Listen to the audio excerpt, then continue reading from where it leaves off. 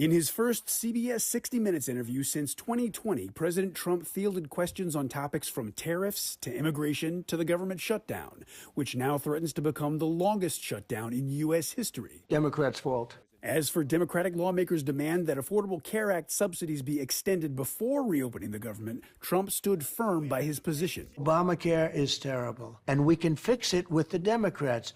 All they have to do is let the country open, and we'll fix it. On immigration, the president was asked if the methods used by ICE have gone too far. I think they haven't gone far enough because we've been held back by the judges, by the liberal judges that were put in by Biden and by Obama. Trump also addressed the upcoming Supreme Court oral arguments on whether his tariff policy is legal. I think it's the most important subject discussed by the Supreme Court in 100 years. The president asked what happens to his economic plan if the high court rules against him on tariffs. I think our country will be immeasurably hurt. I think our economy will go to hell. The wide-ranging interview also covered topics including cost of living, foreign policy challenges, and concerns about the possible use of the military to combat crime in American cities. I'm Reed Binion reporting.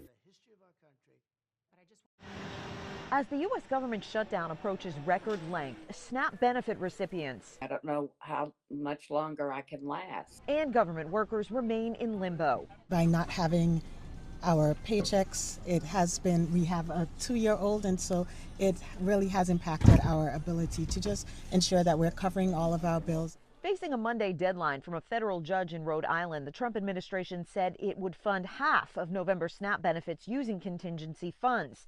Treasury Secretary Scott Bessent said Sunday full benefits can be restored if Democrats drop demands for an extension of federal health care subsidies and vote to pass the GOP funding bill to end the shutdown. Democrats are in the middle of a civil war, and they should just open the government. That is the easiest way to do this. Some Democrats argue President Donald Trump should do more to break the stalemate. Cutting down the East Wing to build a ballroom, he should be at the table negotiating with Democrats to reopen the government. Trump, in an interview with CBS's 60 Minutes, again encouraged Senate Republicans to ditch the chamber's 60-vote rule to force an end to the shutdown, an idea GOP leadership has rejected. The Republicans have to get tougher. If we end the filibuster, we can do exactly what we want. We're not going to lose power. Meanwhile, Monday saw more delays in lines at the nation's airports. Transportation Secretary Sean Duffy said some air traffic controllers have called in sick in protest of having to work without pay, while others are taking time off to work other jobs until government paychecks restart. In Washington, I'm Karen Kafa.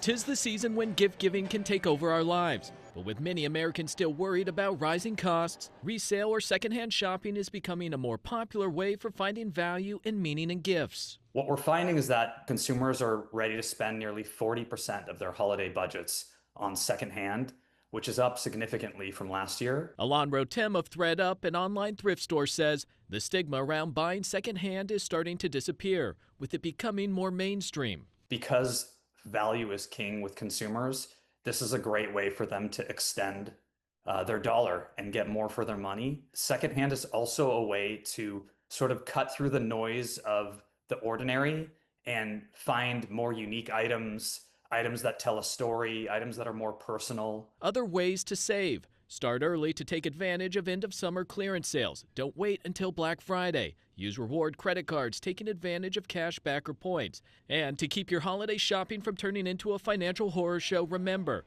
for your debit card, know your balance, don't overdraft and suffer fees. For your credit card, even if you have a high limit, don't spend beyond your budget.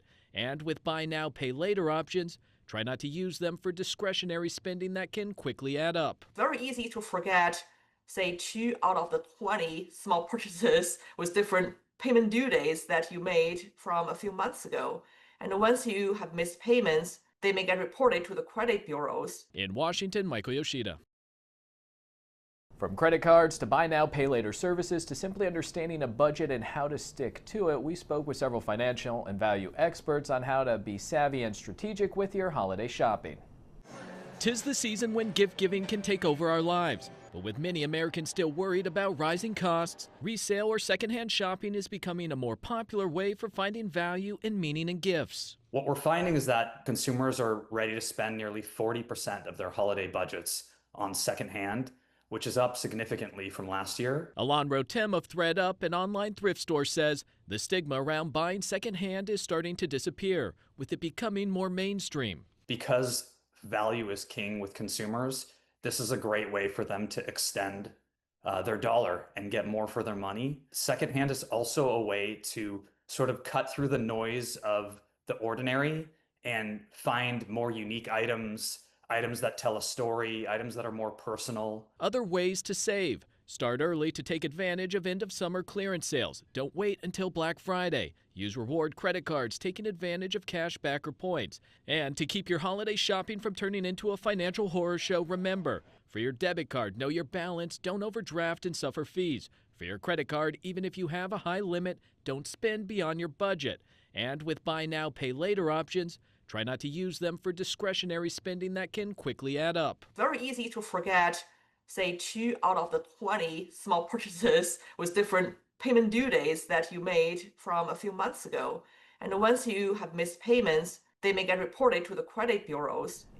And one of the experts we spoke with recommended to use a budgeting app to lay out a clear picture of just how much money you have coming in and how much you're using on expenses. Then you'll know just how much money may be left over for items and gifts for your friends and family. In Washington, I'm Michael Yoshida. The government may be shut down, but local businesses are stepping up.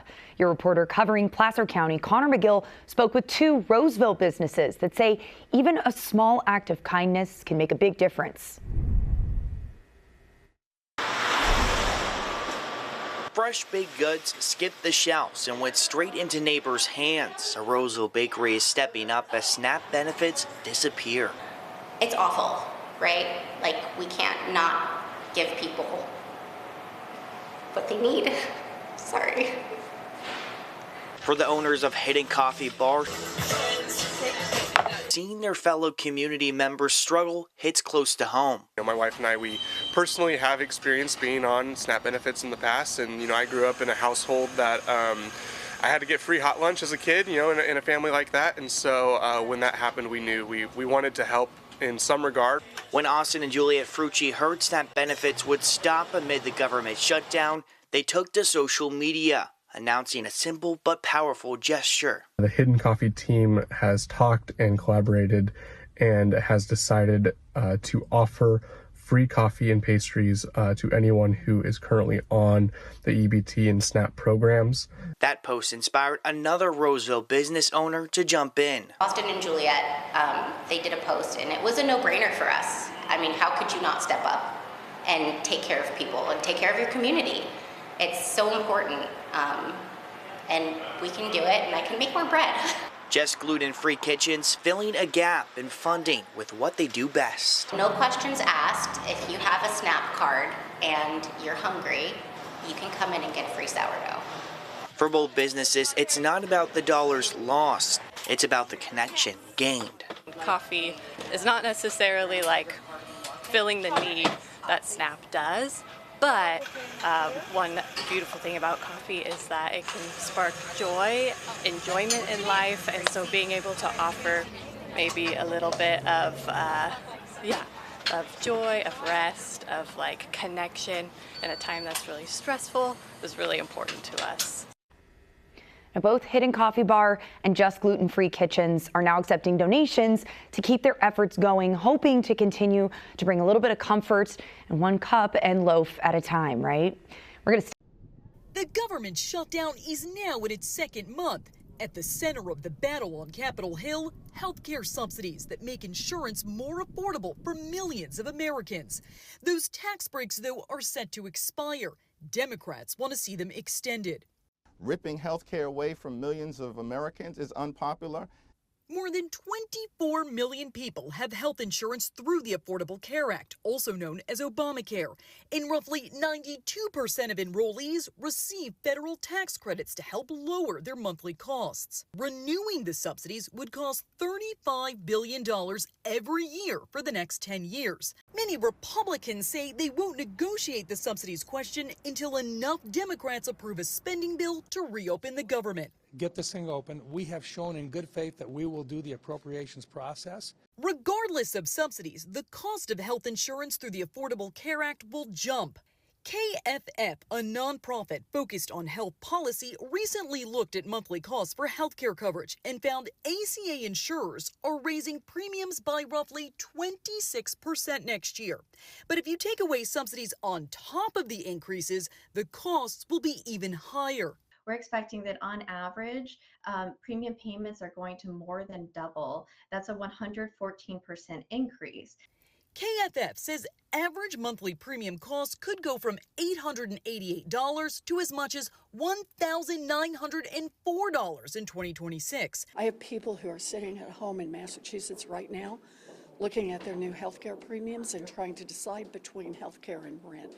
Federal tax credits are set to expire at the end of the year. I'm Jen Sullivan reporting. And even if the government is shut down, the heavens are open. A prayer kicked off a food giveaway that will help thousands of people facing food insecurity across the metro. We got here about 7:30 p.m. Lashika Carter and her daughter sat in their car for 14 hours in hopes of being one of the families to receive free groceries. The government shut down and hardships on a lot of families. We just gotta do what we have to do to make sure we have what we need. Carter would be joined by 2,000 other families going through a similar situation come Saturday morning. Why are the world we got to sit here and be out here trying to get some food for us to be able to eat? Kerry Ruff served in the military for 8 years and is on a fixed income since retiring. He says he relies on SNAP to help with groceries. At least some people care about other people. And the fact is that what these people are doing, they're doing a great job of being able to try to help people find something to eat. Some of those people were the 500 volunteers that were loading the food into the back of people's cars, like 10-year-old Madison Morris. It's important to me because other people that's not in my shoes or other people who have situations going on, I can help comfort them and they can feel like more confident and not feel like stuck up because of their situations. And the need was so great that people had to be turned away because there was no more food left. But Carter, along with her daughter, were able to get themselves a box. Don't lose your faith. Keep your hope in God. Keep praying. Keep pushing. He's going to make a way because Psalm 23 said, "The Lord is my shepherd and I shall not want." So he will meet every need. Carter says the box of groceries will help take the edge off and will put a plate of food on her table for her birthday.